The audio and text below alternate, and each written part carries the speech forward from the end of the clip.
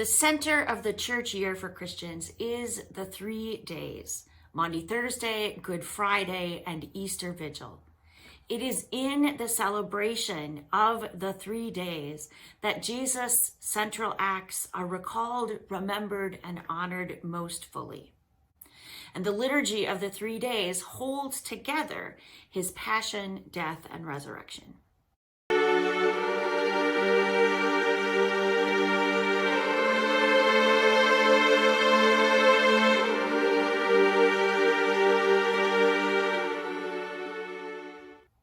When we gather for worship on Maundy Thursday, we reenact Jesus' last gathering and meal with his disciples before his arrest, trial, and crucifixion. On that night, we will recall how Jesus washed the feet of his disciples, serving and caring for them each personally in a way that both shocked them and touched them deeply.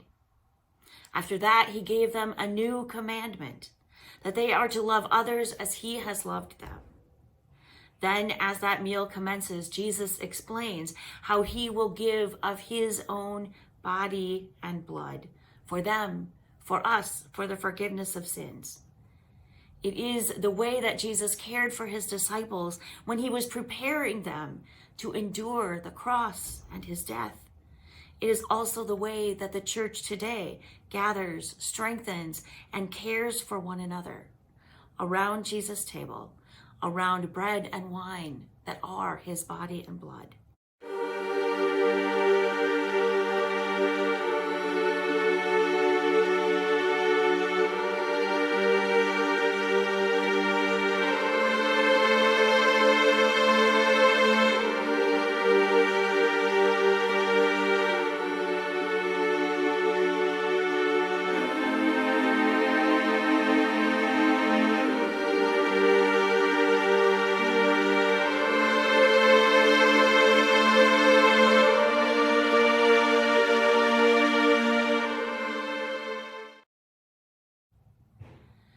On Good Friday, we boldly approach and face the cross on which Jesus died for us and for our salvation.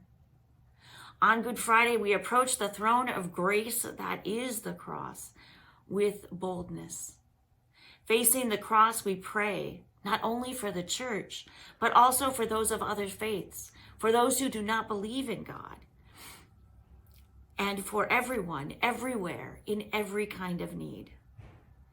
As Jesus promised, he draws all of them, all people, all of creation, to himself and to the heart of God through the cross.